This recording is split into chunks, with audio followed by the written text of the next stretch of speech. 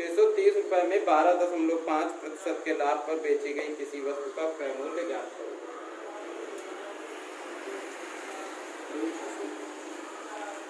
बेची जा रही कितने? ₹630 में। लाभ कितना भी रहा? 12.5%। अगर 12.5% का फ्रैक्शन बनाया जाए तो क्या बचेगा? 25 का आधा है, 25 का 1/4 बना, तो इसका कितना बन जाएगा? 1/8। दोनों चीज ₹8 के रही, लाभ कितना मिल रहा? 1 का। और ये 630 का दिए विक्रय मूल्य ना बेचा जा रहा, 630 में बेचा जा रहा, तो ₹8 की चीज रही, 1 लाभ ले रहा, तो कितने बेच रहा? ₹9 के। तो 9 यूनिट बराबर कितने? 630 के। 1 यूनिट बराबर कई का बारे में रहा, क्रय मूल्य के बारे में, तो 8 बराबर निकाले। 8 सत्ती ₹1470 में 16 सही 2/3% के लाभ पर बेची गई वस्तु का क्रय मूल्य ज्ञात करो। ऐसे ही ऐसे सबका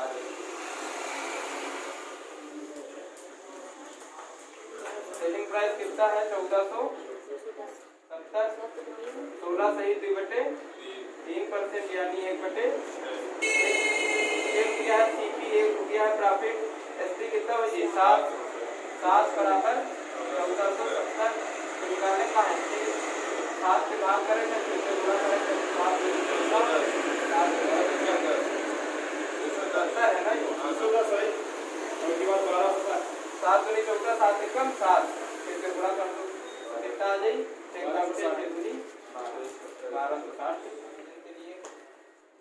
72 वस्तुओं को बेचने पर एक आदमी को 9 वस्तुओं के क्रय मूल्य का लाभ होता है।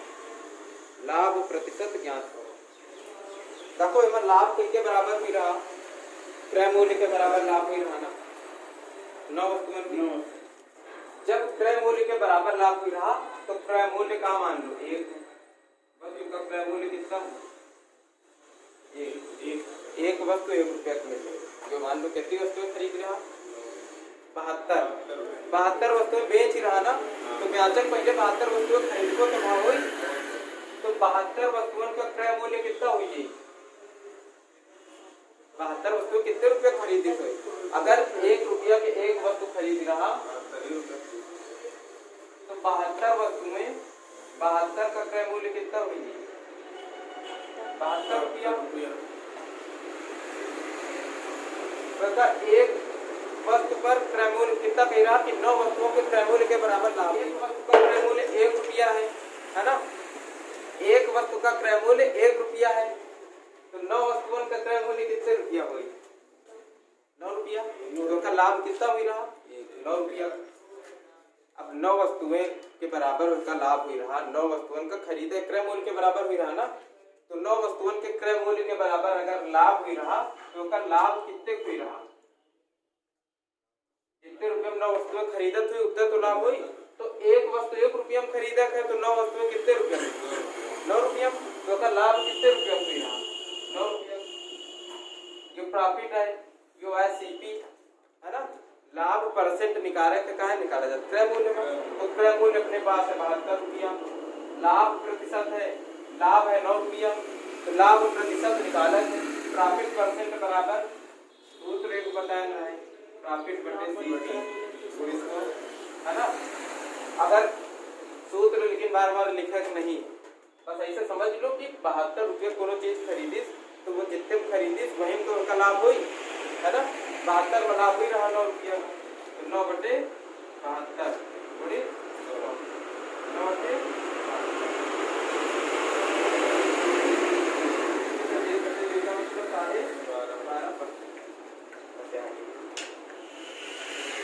प्रश्न है 72 वस्तुओं को बेचने पर 72 वस्तुओं को बेचने पर एक आदमी को 9 वस्तुओं के विक्रय मूल्य की हानि होती है। एक आदमी को 9 वस्तुओं के विक्रय मूल्य की हानि होती है। हानि प्रतिशत ज्ञात करो। अगर क्रय मूल्य के बराबर हानि या लाभ हुई रहा तो क्रय मूल्य का 1 मानो। अगर विक्रय मूल्य के बराबर हानि या लाभ हुई रहा तो विक्रय मूल्य का 1 मानो। तो प्रश्न आसान हुई जी ना। अगर इनमें विक्रय मूल्य मतलब एक वस्तु का विक्रय मूल्य बराबर 1 रुपया मान है ना। अगर एक वस्तु का विक्रय मूल्य 1 रुपया मान लिया जाए तो कितनी वस्तुएं हैं? 72 वस्तुएं बेच रहा तो इसका हानि कितने की हुई रही? 9 वस्तुओं के विक्रय मूल्य के बराबर हानि। एक वस्तु का विक्रय मूल्य 1 रुपया है तो 9 वस्तुओं का विक्रय मूल्य कितने रुपया हुई? 9 रुपया। तो हानि कितने रुपया की हुई? 9 रुपया की।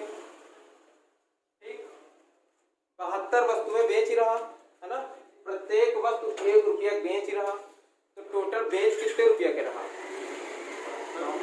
72 बेच रहा, हर वस्तु 1 रुपया बेच रहा तो टोटल 72 रुपये बेच रहा ना अपनी वस्तुएं। तो विक्रय मूल्य यानी सेलिंग प्राइस कितना हुई? 72 रुपया। अब तुम्हारे पास विक्रय मूल्य है, हानि है, क्रय मूल्य तुमका निकाला है। कैसे निकलेगा? यह हानि आए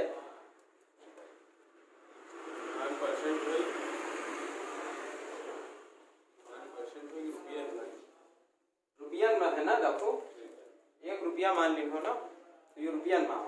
अब तुमका निकालक है हानि परसेंट है, लेकिन अबे यो पता करे था पहले कि एक क्रय मूल्य का रहा हूँ। क्रय मूल्य में तो हानि लाभ निकली ना। अगर हानि हुई तो क्रय मूल्य में निकली, तो क्रय मूल्य का हुई। अगर दोनों चीज 72 रुपया हम बेच रहे हैं और उसका 72 रुपया में ब्याज हमका 9 रुपया का नुकसान हो रहा तो हमका वह कितने ब्याज चाहिए? यानी वो हम कितने खरीदे रहे हुए 81 में 9 रुपया ज्यादा खरीदे रहे हुए तो इसका कास्ट प्राइस कितना रहा हुई? 81 रुपया। तभी तो जब 72 बेच रहे हैं तो 9 रुपया खाने नहीं। अब 9 रुपया की हानि है, क्रय मूल्य है 81। हानि परसेंट बताओ क्रय मूल्य में निकाला जाता है हानि लाभ। 9/81 गुणित 9 नहीं है 81, 11 सही 1/9 की हानि।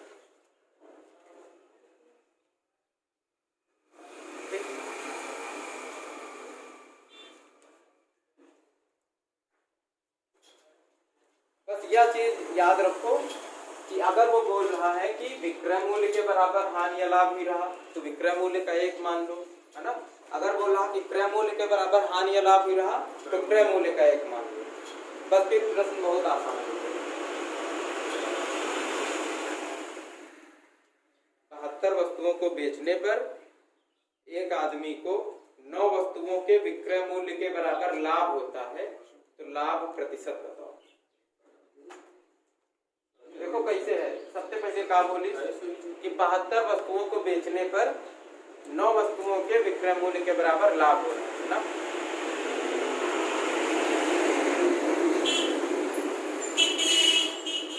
तो अगर विक्रय मूल्य के बराबर लाभ हुई रहा तो विक्रय मूल्य का क्या मानक है? एक वस्तु का विक्रय मूल्य 1 है। तो 72 वस्तुओं का विक्रय मूल्य कितना है? 72 रुपया। 72 वस्तुएं 72 रुपये बेचेंगे, है ना। तो लाभ कितना हुई रहा? 9 वस्तुओं के विक्रय मूल्य के बराबर लाभ हुई रहा तो प्रॉफिट बराबर 9 रुपया।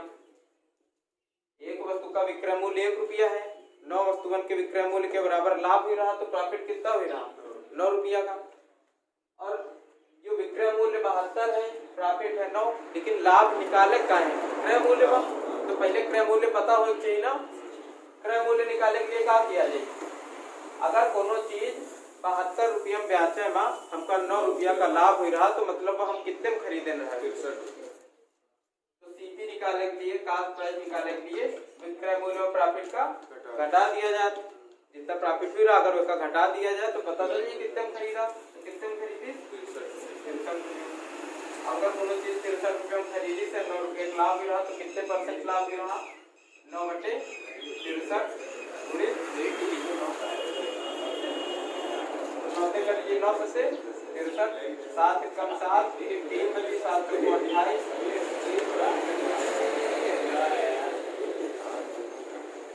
14 सही 2/7% का लाभ।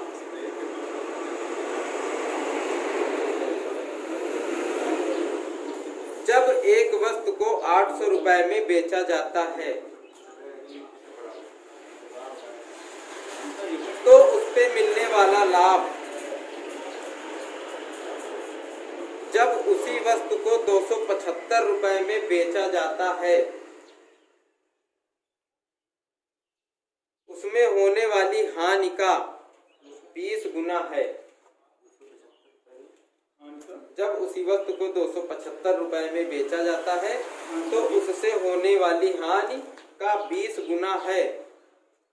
ज्ञात करो कि 20% लाभ कमाने के लिए वस्तु को किस कीमत पर बेचना चाहिए। 800 के कुछ लाभ भी रहा, 275 के कुछ हानि भी रही ना। वस्तु का क्रय मूल्य कुछ ना कुछ रहा हुई,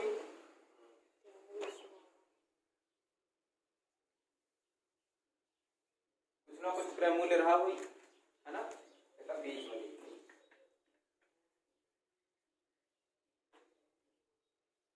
दोनों वस्तु का क्रय मूल्य कुछ नहीं। जब 800 में बेच रहा तो इसका लाभ भी रहा, 800 का ऊपर लिख दिया।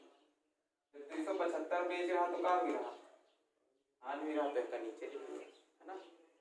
लेकिन एक चीज बतावा गया है कि जो हान भी रही मतलब जो लाभ हो रहा है वो हानि से 20 गुना ज्यादा हो रहा। तो पता तो है कितना लाभ भी रहा कितना हानि भी रहा ना। यो मान लिया जाए कि x के हानि हो क्रय मूल्य में अगर x घटा दिया जाए तो 275 आ जाए, 100 रुपया के हानि रही है ना। लाभ जो है वो ये हानि से कितने गुना ज्यादा है, 20 गुना। तो लाभ कितना भी रहा, अगर क्रय मूल्य में 20x जोड़ दिया जाए तो 800 के बराबर भी है ना। अब यो क्रय मूल्य एक का मतलब यह तो है कि क्रय मूल्य में अगर 20 जोड़ के 800 आई तो यो 800 का है विक्रय मूल्य है। तो विक्रय मूल्य में लाभ का घटा दी जाए तब वो तो क्रय मूल्य मिल जाए। अगर 800 में 20x घटावा जाए तो क्या मिल जाए, क्रय मूल्य। तो 800 में माइनस 20x किया गया, ये देखो ये तक आ गया ना समझ में। थोड़ा बता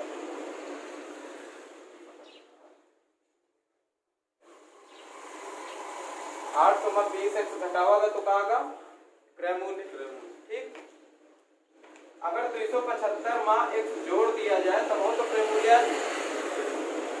अगर क्रय मूल्य में x घटा के 275 आ रहा है ना, x के हानि होने के बाद 275 रुपए बेच रहा तो जो हानि हुई रही अगर उसमें जोड़ दिया जाए विक्रय मूल्य में तो क्रय मूल्य आ जाएगा। तो अगर 275 में 100 रुपया ही जोड़ दी जाए तो क्या मिल जाएगी, क्रय मूल्य। अब अगर यहाँ वह क्रय मूल्य यहाँ वह क्रय मूल्य तो दोनों का भी चाहिए बराबर। यहाँ तक समझो को कोनो दिक्कत है तो समझ में आ रहा ना, ये बता रहा कि ये तक समझ में आ रहा ना। अब देखो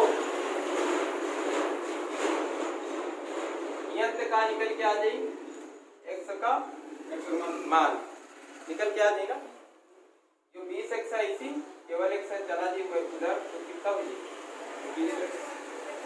जो 275 अगर ये तरफ आ जाए तो 800 में घट जाए ना तो कितना बची 525 है ना।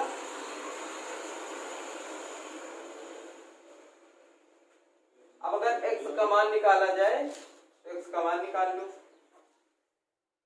21 दूनी 42 21 कम से 105, x बराबर कितना निकल गया 25 के बराबर है। ठीक, x के मान दिया करो। अब देखो सबसे पहले कहा वाला क्रय मूल्य निकाला है ना। ये प्रश्न मत यो बोल दिया गया है कि 20% लाभ कमाने के लिए कितने में बेचा जाए, लेकिन कुछ और प्रश्न ऐसे आ सकता जो केवल यह पूछा जाए कि क्रय मूल्य कितना होगा। तो अगर क्रय मूल्य निकाले है तो 275 x के हानि हुए के बाद 275 बेच ही रहा। 275 में x अगर बढ़ावा जाए तो क्रय मूल्य आ जाए ना, तो 25 रुपया x का माल है।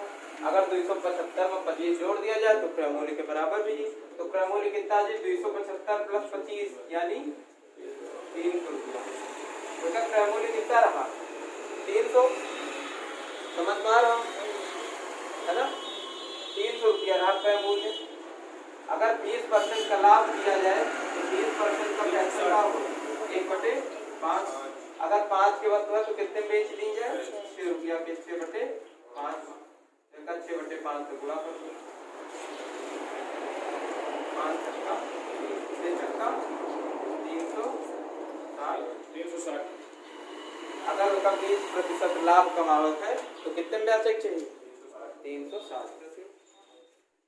एक वस्तु को 717 रुपए में बेचने पर मिलने वाला लाभ